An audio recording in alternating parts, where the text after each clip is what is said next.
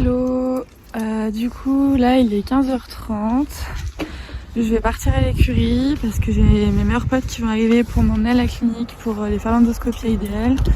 Et figurez-vous qu'il s'est vraiment neigé, mais pour le moment ça tient pas, donc on verra comment ça se passe, s'il remonte à l'écurie ce soir ou s'il reste vers chez mes potes. On verra bien. Je suis hyper stressée, mais je fais comme si tout allait bien. On va aller voir le médecin. Oui. Donc du coup, j'ai récupéré son petit carnet.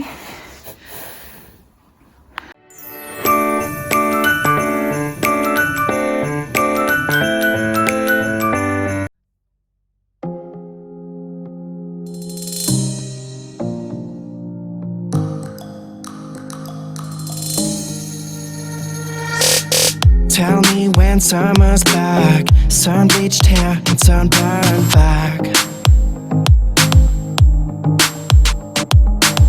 Tell me when the long days are here, sunset evenings and night skies so clear.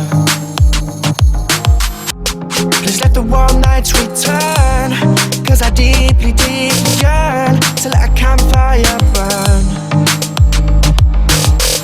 In the winter love slips away, but in the summer it comes back to stay. Have you still not had enough? Are you waiting here for love? We're all in this together. This feeling stays forever. Don't you worry, it hits you every year again. Are you waiting here for love? Cause you've still not had enough. Have you still not had enough?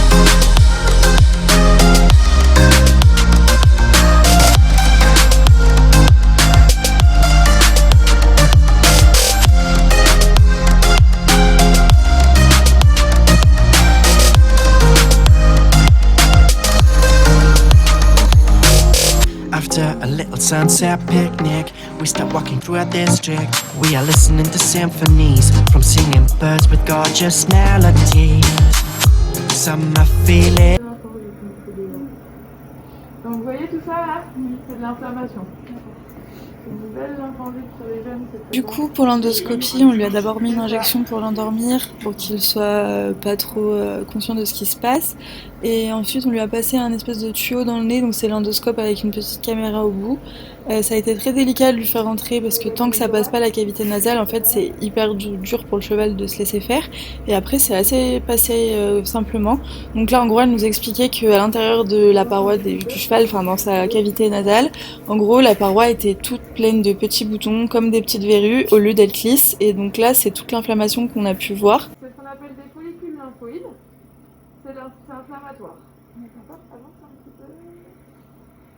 À ce moment-là, elle a décidé d'avancer un peu plus loin, donc on voulait passer à travers la trachée, mais on n'arrivait pas parce qu'en fait il déglutissait en même temps parce que ça le chatouillait et du coup ça le faisait tousser et c'était compliqué pour lui.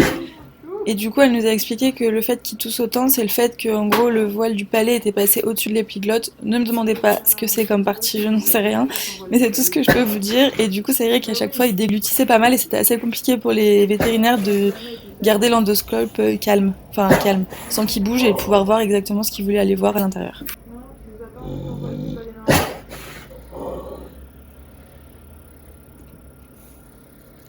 Voilà. Donc là, c'est juste son voile du palais qui était passé au-dessus de l'épiglotte. C'est un réflexe. Hop, alors mon chou va faire taille, déterminer. Le temps qu'on va y passer dans les poches du lutte. Voici mon chouille. Elle est là, l'entrée.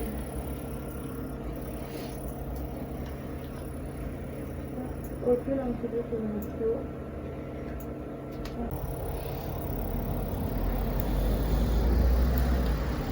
On va faire un prélèvement dans cette poche. Il n'y a pas de plaque de mucose, hein. Ça fait des plaques blanches plus épaisses que ça. Là, ça fait vraiment comme des boutons, comme ce qu'on a vous voyez, dans le pharynx. Ça ressemble beaucoup à ce qu'on a au niveau du pharynx. Est-ce que la rigueur t'arriverait à te mettre à l'envers? Comme ça, j'ai l'embout de la sortie de...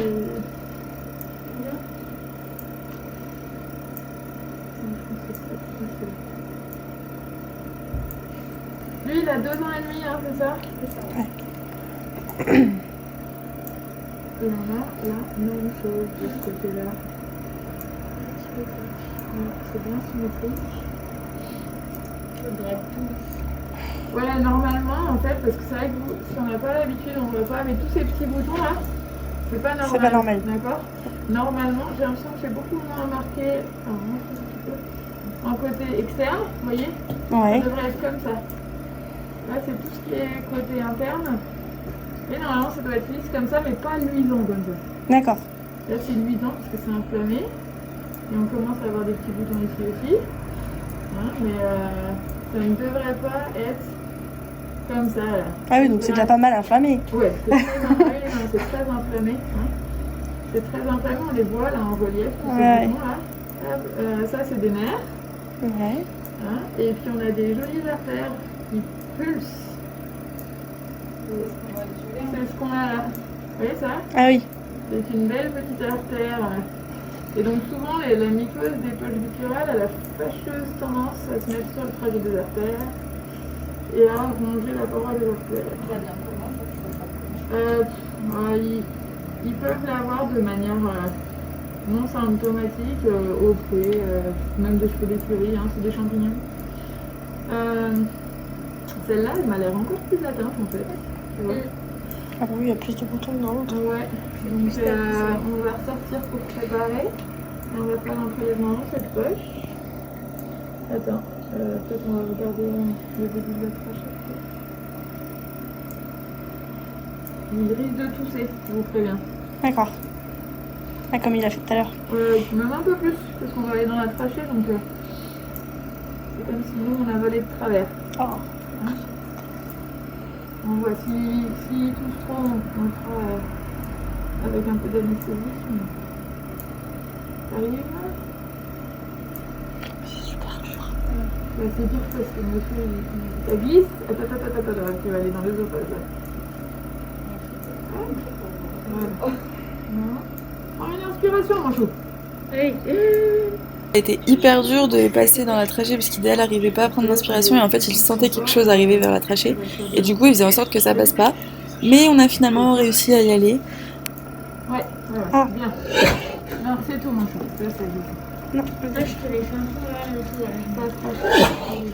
Après des saucines, on est passé. Idéal.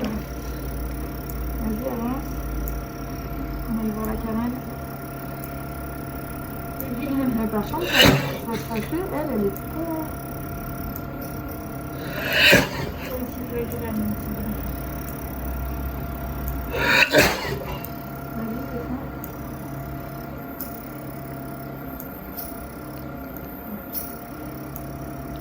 C'est quand même un peu long. Quand même en bas, là, Ah ouais. elle est inflammée. On voit, vous voyez, c'est ces petites sécrétions là qui sont pas normales. Hein, D'accord. tout ça, c'est pas normal. Vous voyez? Oui, je vois. La carène bronchique en soi, elle n'est pas épaissie, c'est le truc au milieu, là, enfin, qui fait ça, là. Ouais. Hein, mais par contre, les sécrétions, normalement, on devrait avoir, on va reculer tout doucement, on devrait avoir une trachée qui est comme au début. Vous voyez, au début, je recule doucement, au début, elle me paraissait vraiment jolie, et puis plus on descend, là, moins elle est. Une petite pause pour Idéal, le temps qu'il prépare les objets pour prélever à l'intérieur donc des poches gutturales et des bronches.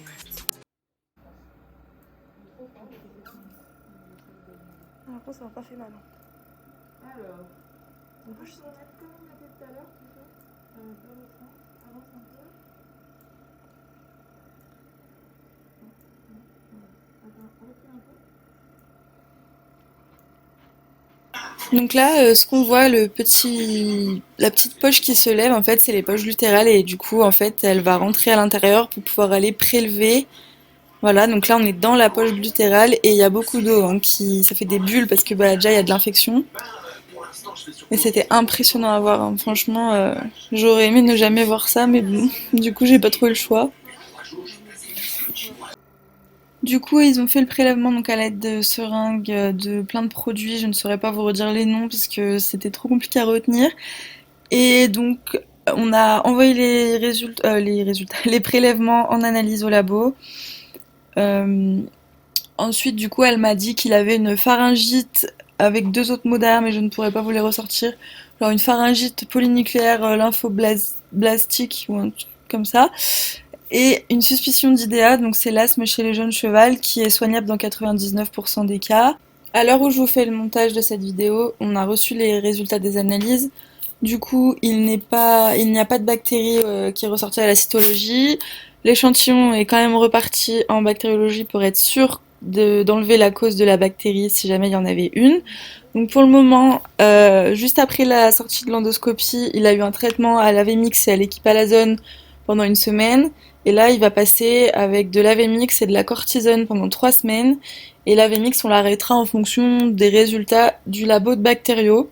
Donc j'espère vraiment que ça se passera après ces 3 semaines de cortisone, parce que sinon ce ne sera pas fini et il faudra donc lui faire des inhalations. Et franchement, j'en ai marre de voir mon cheval mal et il commence vraiment à me coûter beaucoup d'argent. Là, j'ai fait le total, en 1 mois, il m'a coûté plus de 1200 €, sachant que je n'ai pas fini de tout payer encore. Donc comment vous dire que j'ai un salaire qui est passé dans la maladie de mon cheval. Voilà, donc après on est rentré au club malgré le fait qu'il voulait pas remonter dans le vent. Il était épuisé, en plus fatigué, il avait transpiré, c'était compliqué quand même pour lui. Je remercie encore une fois mes 2 meilleurs amis de m'avoir emmenée parce que vraiment sans eux je ne sais pas comment j'aurais fait. Ça m'a fait énormément de bien de savoir que Juliette était avec moi, genre elle arrive toujours à me calmer. Et moi j'étais hyper stressée parce que ok c'est peut-être pas hyper grave mais ça reste mon cheval et du coup je voulais savoir ce qu'il avait. Donc là, on fait tout pour que ça s'arrange et qu'il soit guéri et qu'on puisse reprendre le travail tous les deux et qu'on puisse à nouveau s'amuser. Donc moi, je vais vous laisser ici, ça sera à la fin de cette vidéo. Je vous fais plein de bisous et puis je vous dis à demain pour une prochaine vidéo. Bye!